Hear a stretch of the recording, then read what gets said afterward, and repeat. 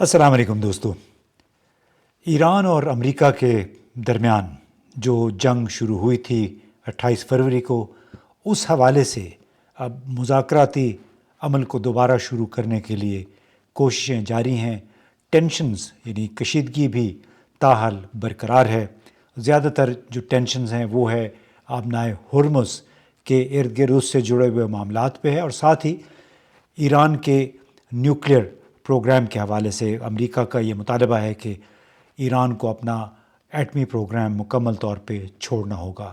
ایران فی الحال ثابت قدم ہے، چین اور روس اس کے ساتھ کھڑے ہیں۔ امریکہ مخمصے میں ہے، اس نے اپنی دھمکیاں جاری رکھی ہوئی ہیں۔ ایران نے دھمکیاں ماننے سے انکار کیا ہے۔ ٹرمپ امریکی صدر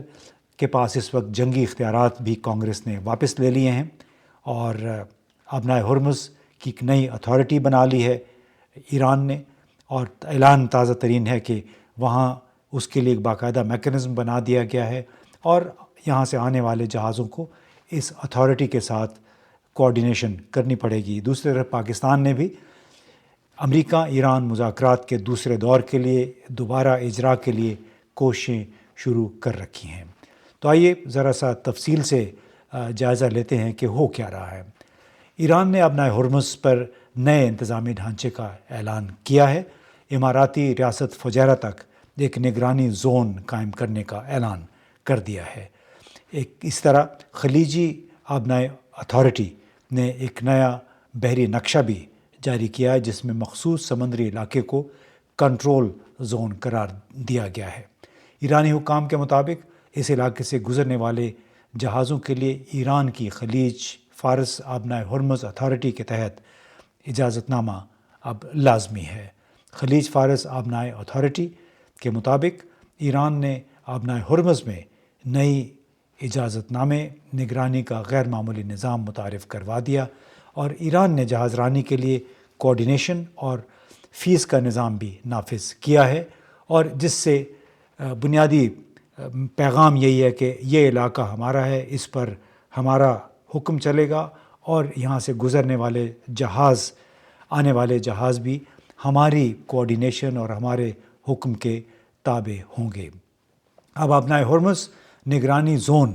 ایران کے جزیرہ کشم سے لے کر اماراتی ریاست فجیرہ کے جنوب تک پھیلا ہوا ہے۔ اب خلیج فارس آبنائے اتھارٹی کا یہ بھی کہنا ہے کہ آبنائے ہرمز زون میں داخل تمام بحری جہاز ایران سے اجازت لے کر اور متعلقہ فیسیں ادا کر کے ہی یہاں سے آمد و رفت کر سکیں گے۔ اسی دوران ایران کے وزیر خارجہ عباس اراغچی نے ایک بار پھر خبردار کیا ہے کہ اگر دوبارہ جنگ مسلط کی گئی تو خطے میں مزید شدید رد عمل سامنے آئے گا۔ اس کی مختلف انٹرپریٹیشن بھی کی جا رہی ہے، کیونکہ انہوں نے عباس اراغچی نے یہ کہا کہ امریکہ تک اس کے جھٹکے محسوس کیے جائیں گے اگر نئی جنگ شروع ہوئی، اور اس کی وجہ سے خلیجی ممالک میں ایک تشویش کی نئی لہر بھی دوڑ گئی ہے کہ کیا امریکہ کے ساتھ ساتھ دوبارہ ان ممالک کو ایران نشانہ بنائے گا۔ اس کے ساتھ ساتھ اقوام متحدہ کے خوراک اور زراعت کے ادارے نے خبردار کیا ہے کہ آبنائے ہرمز کی مسلسل بندش سے، کیونکہ ایک طرف ایران نے اس پہ اپنی حاکمیت ظاہر کی ہے، دوسری طرف امریکہ نے اس کی بحری ناکہ بندی کر رکھی ہے، حالانکہ اس کے باوجود کوئی 60-65 جہاز اس علاقے سے گزر چکے ہیں ایران کی نگرانی میں۔ تاہم اقوام متحدہ کے خوراک اور زراعت کے ادارے نے خبردار کیا ہے کہ 6 سے 12 مہینے میں عالمی غذائی بحران بھی پیدا ہو سکتا ہے۔ توانائی اور خوراک کی قیمتوں میں شدید اضافہ بھی ہو سکتا ہے اگر آبنائے ہرمز یوں ہی مسلسل بند رہی یا وہاں سے آمد و رفت یوں ہی محدود رہی۔ اب اس کے ساتھ ساتھ آپ کو یہ بھی معلوم ہوگا کہ پاکستان کے وزیر داخلہ محسن نقوی گزشتہ روز دوبارہ پہنچے تہران۔ ایک ہفتے کے اندر ان کا دوسرا دورہ تھا، اور ایرانی صدر مسعود پزشکیان سمیت ایرانی قیادت کے ساتھ انہوں نے مختلف ملاقاتیں کی۔ ایک گھنٹے سے تقریباً 1.5 گھنٹے تک ان کی صدر کے ساتھ ملاقات ہوئی، اور اس کے ساتھ ساتھ وہ پاسداران انقلاب کے commander in chief general Ahmad Vahidi سے بھی ملے تھے۔ اب اس تمام کوشش کا بنیادی مقصد یہ ہے کہ کچھ ایسی فضا تیار کی جائے جس کے بعد پاکستان کی فوج کے سربراہ عاصم منیر بھی تہران پہنچیں، اور کچھ ایسے کمٹمنٹس حاصل کریں ایرانیوں کے ساتھ جن کو پھر کنوے کیا جا سکے امریکہ کو، تاکہ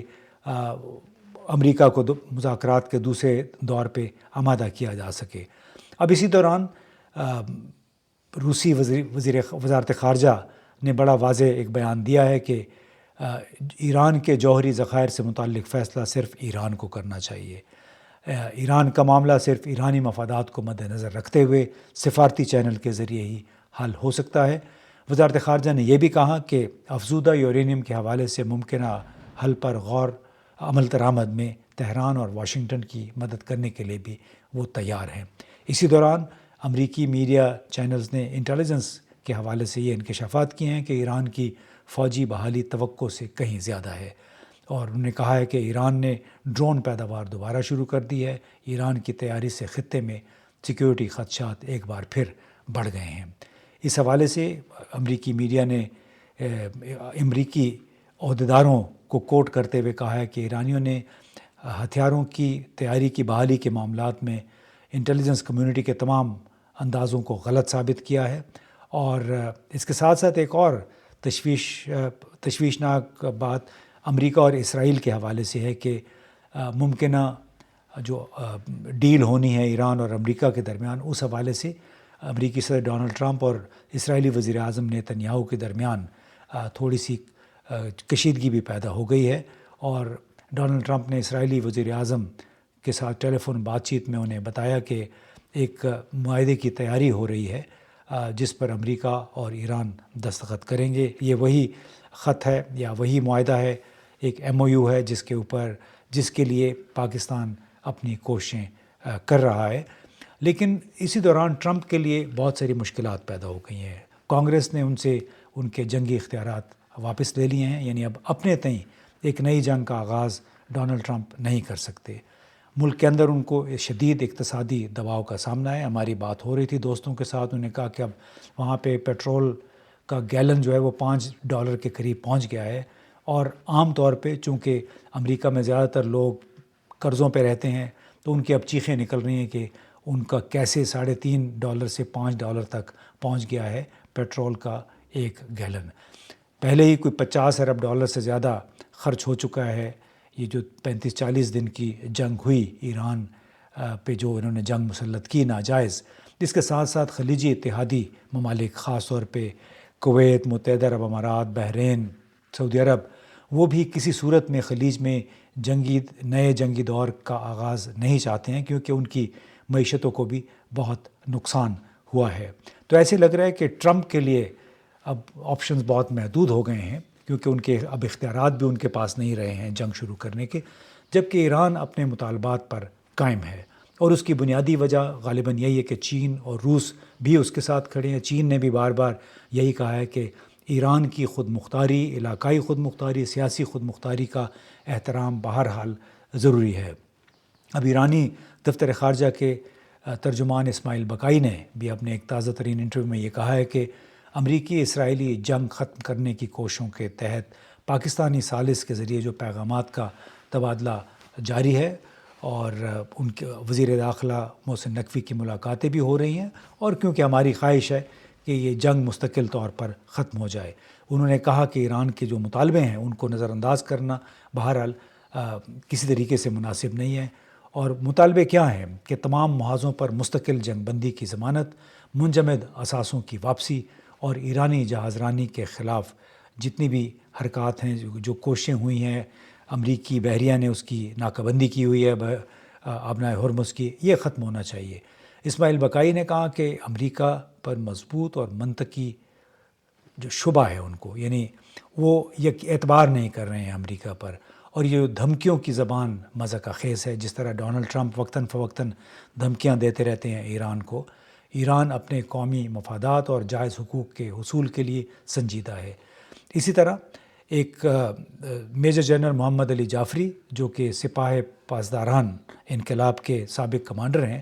انہوں نے ایک انٹرویو میں یہ کہا کہ ایران کے امریکہ کے ساتھ مذاکرات کے حوالے سے جو شرائط ہیں وہ بنیادی طور پہ شرائط نہیں ہیں، بلکہ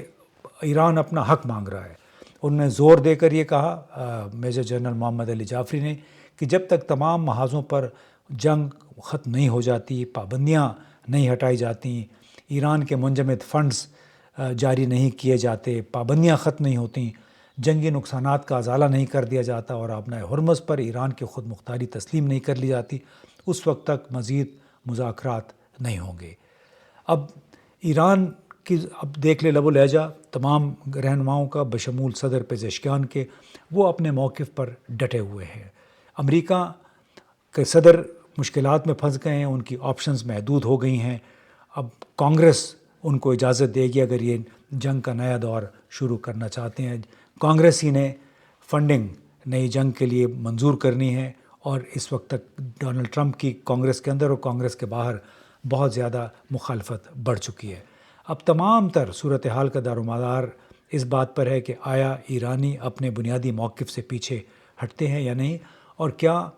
پاکستان کے وزیر داخلہ ایرانی قیادت کو اس بات کسی درمیانی راستے پر آمادہ کرنے پر اس میں آمادہ کرنے پر کامیاب ہوتے ہیں یا نہیں۔ تبھی کہیں جا کے ممکن ہے کہ فوج کے سربراہ عاصم منیر تہران کا دورہ کریں آنے والے 24 گھنٹوں میں، تاکہ اس